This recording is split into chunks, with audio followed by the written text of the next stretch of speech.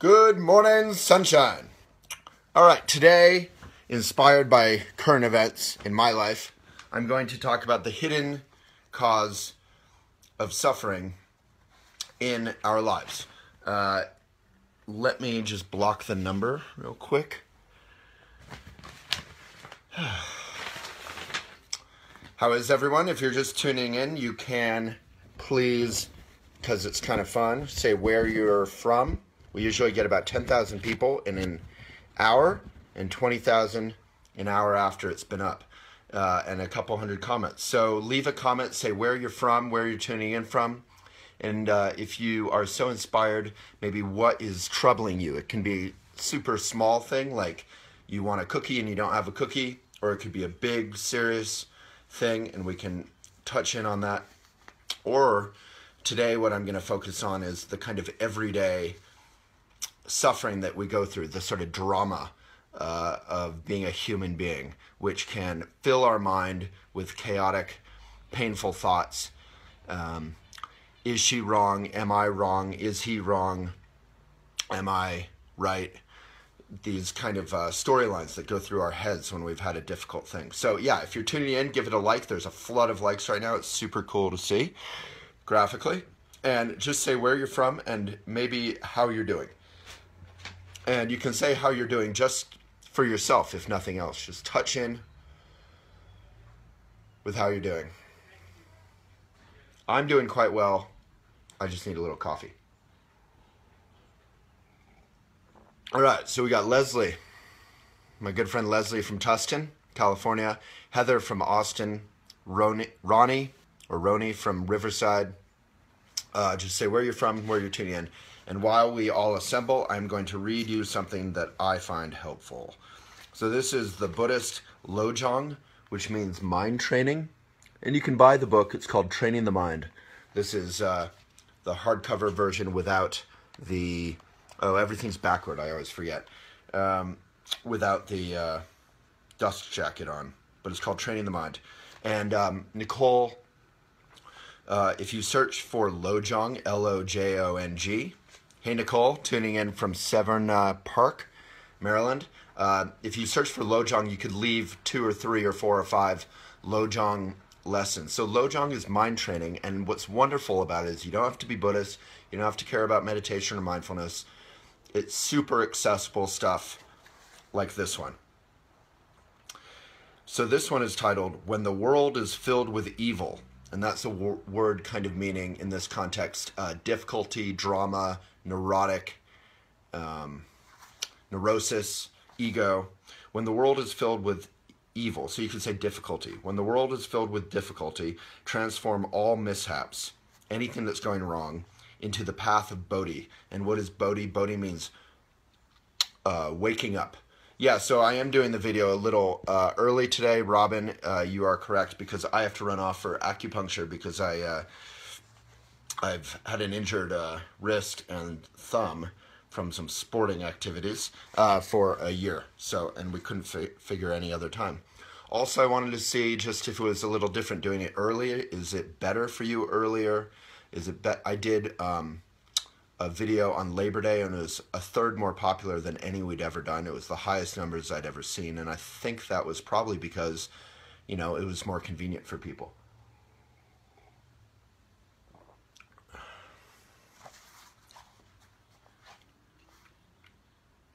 When the world is filled with difficulty, transform all mishaps into the path of Bodhi, into waking up. And waking up means being your natural, sweet, relaxed self. Think of the best moments in your life. I'm not talking about you're on top of a 14er taking selfies and the Rocky soundtrack is going. The best moments of your life in the everyday sense. The quiet moments when you're with your lover or your family or having a good cup of coffee. You know, the kind of everyday moments when you're staring and playing with your puppy, when you're... you know, running around the yard with a kid.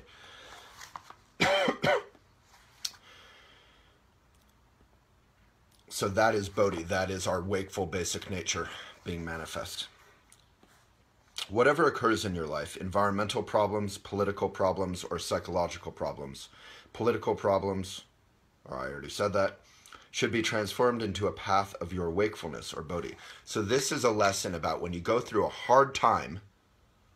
Let's say someone yells at you, or someone steals from you, or someone in your mind, or your apartment is broken into, or your car gets in a fender bender, or you get in a fight with your girlfriend or your boyfriend, or your husband or your wife, or your best friend, and you're really troubled. So think of the most troubling state of mind you've been in lately.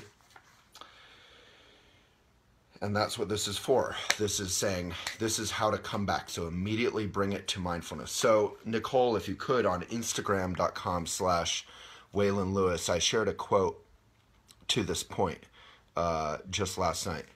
It's like a little brown blue quote. Such wakefulness is a result of the practice of being present, shamatha vipassana discipline, so meditation practice, and we'll do 2 minutes of that at the end here. It's not, a good meditation session isn't 2 minutes long. A good meditation session could be 2 minutes long or 5 minutes long, but we're just going to go over the basic, how it works, so that you can do it in your own life. Such wakefulness is the result of your shamatha vipassana discipline, your meditation practice, as well as your basic understanding of soft spot, of being open, or your awakened nature, bodhicitta. In other words, you do not blame the environment or the world political situation. Trump, Hillary, Bernie, boyfriend, girlfriend, husband, wife, enemy, political rival, guy who got the girl instead of me. Whoever you're mad at, you don't blame them. So what do you do instead? Certain people, and you can't blame the environment. So you can't say, it's a hard economy. I live in a horrible neighborhood. I don't have access to books. All of those things can be true. So it's not that there isn't responsibility out there, but instead of blaming it, instead of pushing the hot potato of blame back and forth, what do? Certain people are inspired to write poetry and act in such a way that they sacrifice their lives for a social cause. We could quite safely say that the Vietnam War produced a lot of poets and philosophers, but their work is not in keeping with this Mahayana being kind to others principle. That's the notion of, instead of sort of the Woody Allen notion of art feeds off of neurosis or difficulty. We can talk about it, and we need to feel empathetic about it and expose the truth. But instead of feeding off of it in righteous anger, self-righteous anger, what do? They were purely reacting against the world being filled with evil or difficulty. They were not able to transform mishaps into the path of bodhi or awakening. Such poets may even regard evil as material for their writing. If the Vietnam War had never happened, we would have had fewer of such poets and philosophers. According to this slogan, when the world is filled with evil, so we see this in the Bush administration. Liberals were filled with hate for him. Then in Obama administration, conservatives are filled with hate for him. So it goes back and forth, hate, hate, hate. Can we do something different?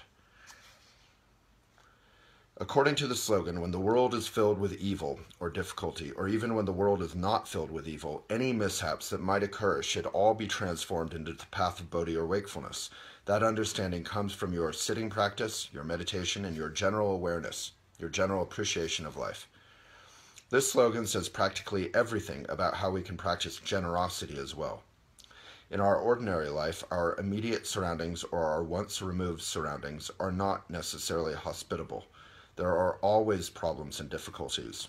So you have to acknowledge the difficulties that are very real in your life.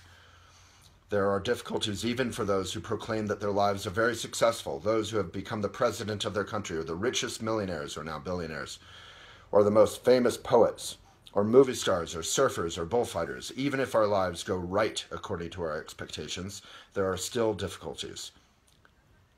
My Tesla is broken,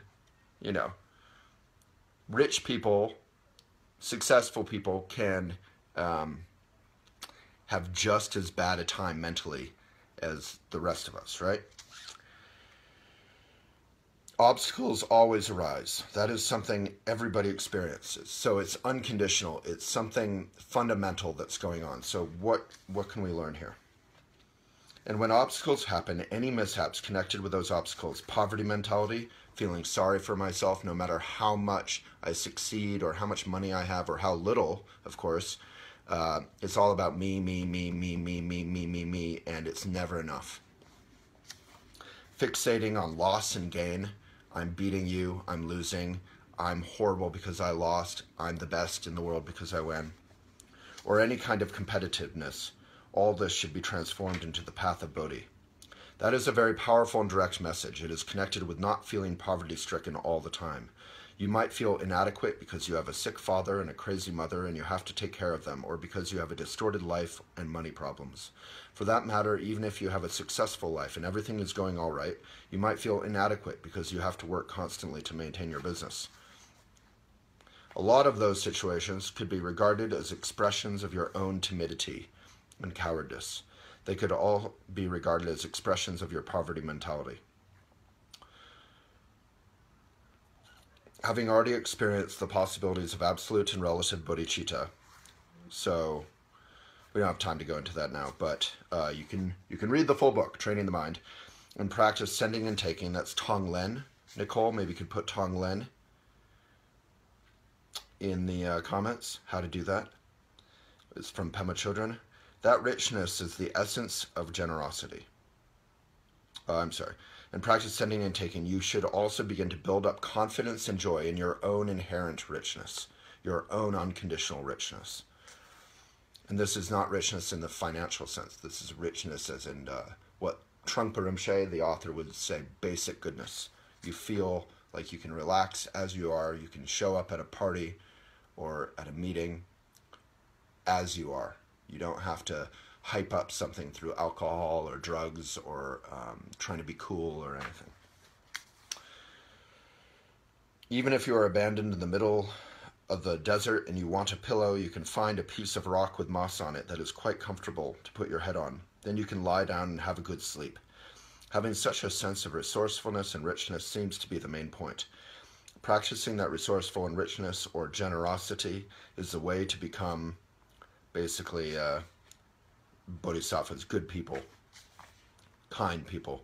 We have found that a lot of people complain that they are involved in intense domestic situations. They relate with everything in their lives purely on the level of pennies, tiny stitches, drops of water, grains of rice. But who's doing the dishes? Who is eating without a plate? Who is,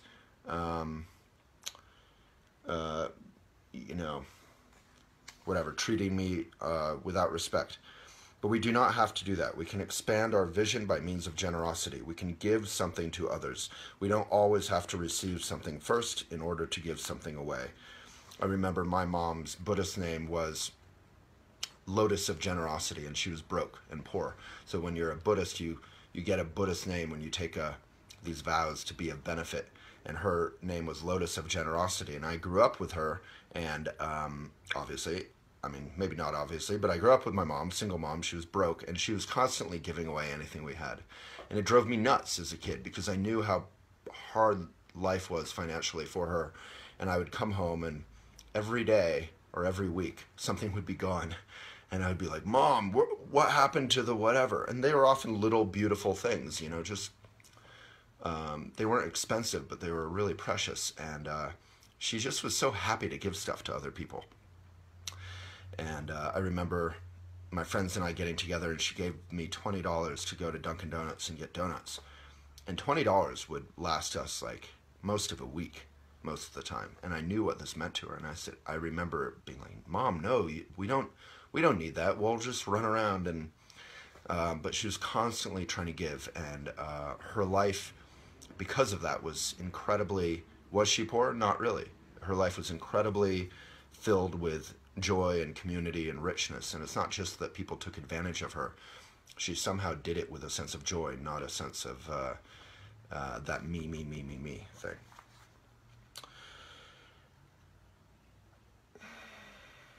having connected with the notion of generosity, we begin to realize a sense of wealth automatically. The nature of generosity is to be free from desire, free from attachment, able to let go of anything.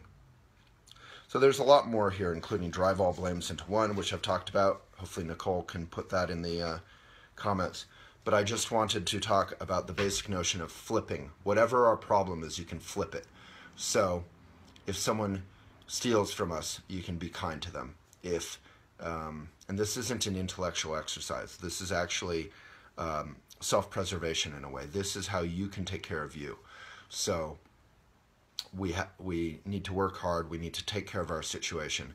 But if, as in Buddhism, they say, your enemies are your greatest teachers. So we could wrap up with that thought. I'll touch in with some comments.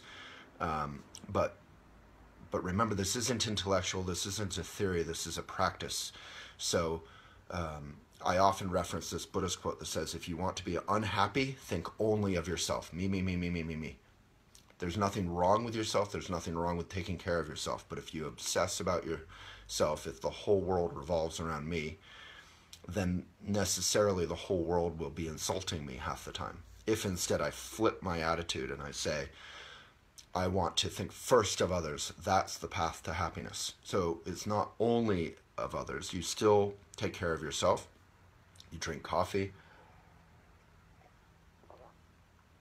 You take a shower, which I haven't done. You, work on your wrist if it's injured, as mine is. But your basic attitude, and the reason I'm able to get up in the morning with a lot of work in front of me, is to be a benefit. And that, as Eleanor Roosevelt when she discovered that, you can be a benefit with joy. So Nicole, maybe you could put that Eleanor Roosevelt quotes in the comments. All right, I'll go through some comments. I see that there's a lot. Remember, you can touch in, and you should be able to click these links. So touch in and say where you're from. I know some people are having problems clicking the links while they're live. I'm not sure about that. All right. Vivian is stressed out. A lot of us are stressed. Jesse Lee, Hollywood. I mean, stress is a basic state of being for half of the West, right? Half of America. Good morning from San Diego, from Stephen. Jamie is hungry. Anju from India. Hello. Michael is busy but happy. That sounds good. Yeah, there's this funny story of this Buddhist teacher, Kondro Rinpoche, who I grew up studying with, and she would say, we would make fun of Americans because whenever we would say, how are you? They would always say, busy, busy. Oh, I'm busy. And she said the monks and the nuns would always find that so funny that we felt so proud about being busy. And so they started all saying busy whenever anyone asked how they were, because they wanted to kind of impress their American friends. How are you, nun? Oh, busy. I'm busy. Hi, I'm from London. Nothing is really bothering me right now, but that's just life's up and downs. Got to live both. Simone, that's wonderful. Yeah, and for many of us, like, the last couple of weeks, they've been very good weeks for me. And then last day, there was some troubling stuff. Everything's still fine, but it's this experience of what Buddhists call klesha, this neurosis, this heightened neurosis, where your mind is constantly drumming up strategies and who's right and who's wrong, and is it my fault? Is it their fault? And instead, you can just sit down, meditate, get present, and be kind and generous. Disha from India, not okay, but I am usually a happy-go-lucky person, but I'm feeling very low these days. Well, big love to you, Disha, and maybe all of us can give you love. Nicole from East Haven, Ricky from Ontario, Appleton, Wisconsin. I feel like I fail often. That's a great one. I should do a whole video one on that. Colin, love your comment. Colin? Yeah, so Colin, if you come back another time and say that comment super early, I will do a full thing on that, because the notion of failure or success is, Buddhism talks a lot about that, and it's very helpful for me. The name of the book is Training the Mind by Chogyam Trungpa. And Nicole, if you can put in comments my best Buddhist books blog, that's in there. Helen from Glasgow, Scotland. Rochelle, hey you. Anas from Morocco. How cool. Jen Lee, Ujan, Leslie, so many people. Oh, thank you. My voice is calming. Thank you. I'm at the office and love it when the computer blings and I see Elephant is live. Your voice is calming. That's the sweetest comment. Oh, yeah. So, children, Amy, your 5-year-old meditates regularly, and she's listening with you. Well, I'm glad I'm not swearing or anything. Hey, to your little one. Yeah, when I was a child, I meditated and stuff. I wasn't very good at it, but it was kind of fun to do what my mom did. And then I went to Shambhala Sun Camp, which any of you have 10-year-olds to 16-year-olds. It's a wonderful, wonderful opportunity for children to all respect one another, have a good time, and not be overly entertained. They can actually relax into just being children again. Shambhala Sun Camp, we have a blog on that. Melanie from Daytona Beach. Vivian from California. Great. Thank you, Nicole, for putting all these blogs in there. A lot of haze. I'm going to skip over them. Portugal. My Tesla is broken. Yeah, so the book is Training the Mind, and we'll put a link for that, for my top 10 Buddhist books. Pema Chodron. It's a silly title. That's not the title, but basically these are great. If you want to touch in, you don't have to become Buddhist. No one cares. No one's pushing you. It's really just for you and your life. Chugim. Yeah, I'm so broke all the time and I was stressed from Marcia. I was seriously broke, if not worse, until I was probably 35. And it is incredibly stressful and it limits your ability to do basic things. I left the U.S. to travel for the first time, I think at the age of 40 or 39.9. And people always say, oh, do you ski? Do you do this? I didn't grow up skiing or traveling, or I've never vacationed until this year on a beach. There's a lot of things that a lot of people take for granted, that when you're poor and stressed, you don't even think about that. What you're thinking about is, will my debit card be invalidated or whatever at the grocery aisle, and I'll be humiliated in front of 20 people and be hungry, and I don't know how I'm going to pay my mortgage or my rent, and I'm counting change, and I'm eating day-old muffins, and let alone, Marcia, if you have ones that you're taking care of. So it's really difficult to be broke. And there's nothing we can really do here other than offer you our love and know that you're not alone, and that this is why there is this notion of a kind and just society, that as long as you're working and doing your best, and some people have difficulties that don't enable them to work, but as long as you're basically doing your honest best, we need to, as a society, to care for, like Jesus would talk about, care for the weak. So, big love to you. And not that you're weak, but that you're in a state of that is hard. Yeah, so give her some love. I am so broke, this is from Marcia, all the time. And she's sharing more because of so many of you were kind to her, so I want to thank you guys. I am so broke all the time. I'm on Social Security. Thank God for Social Security. Thank FDR. And my health is just, well, pretty much gone. I am stressed all the time. I don't sweat the small stuff. I'm good. I help everyone I can. I am a good person, always have been, I'm sure. This has tested my faith in God. I'm totally done with religion. I try not to stress, but I can't help it. Well, there's a lot there, but yeah, I mean, as Benjamin Franklin said, without your health, it's really hard to focus on anything. So this is why we need, and I'm not being political, I'm trying to be human here. This is why we need national health care, not because we're liberal, crazy people, but because it's actually more expensive to treat those who are in extreme health conditions rather than treating them along the way. So if people have basic access to health care, as they do in Canada, things can be treated along the way, and taxpayers can actually save money if it's well run. If it's well run. Canada, I'm not sure how well run it is there. Anyway, we can't solve the healthcare system right now, but we can, in solidarity and empathy, share love with one another, which may be meaningless, but it's also pretty damn powerful. Yeah, so practice not intellectual. Maybe, Nicole, you can mention that quote to Lindsay or someone. Paige, you stop picking at your nose on camera. I'm not picking my nose, but I may have nervous tics because, I don't know, would you be nervous if you were talking to 20,000 people every morning and you hadn't showered yet? But thank you for the advice. And don't worry, I would not pick my nose on camera. But I probably am speedy or nervous.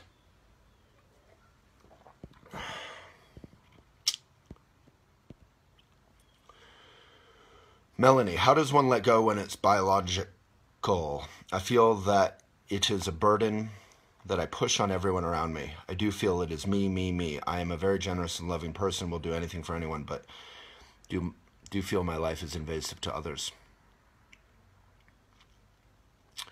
Yeah, I mean, if you feel like you're a burden on everybody, even though you're a kind and generous person, on some level that just communicates that you're a kind person. Maybe you're a little bit wild or kind of ungrounded. So you can practice, the meditation will help ground you. You can practice grounding things like exercise, going for a walk, being in nature, being kind to yourself. I mean, I think that's the crux of it. If you could read this blog, Maitri, Nicole could put in the comments. If you can be kind to yourself, like, you know, I'm being kind to myself right now. I know that I have a really crazy busy day. I know that I can't do everything. I know I'm going to be late for some stuff, like the thing right after this. I have a lot of stress and pressure on me in terms of my business, in terms of my life. And you know what? I can't solve it all. But what I can do right now is I can connect. Hopefully Nicole put that Instagram quote that I shared. You can connect with the earth and ground, connect with the sky and the vision, look up the clouds and the trees. You can take a deep breath and just touch in with how you're doing and then let go. And you can afford to smile. We can afford to smile. So Melanie, big love to you. All right, tons of people from tons of places. I think I have to wrap up. But we do these every day, youtube.com/elephantjournal. Subscribe there if you want to get them. And let's all practice that once. We can practice grounding. So feel the ground, the earth beneath you, wherever you are, sitting, standing. Feel the solidity and yet the warmth, the nurturing softness of the earth beneath you.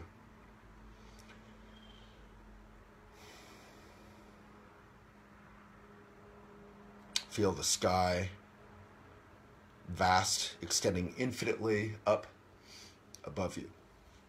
That's the realm of inspiration, of clarity, of confidence, of clear seeing, of insight.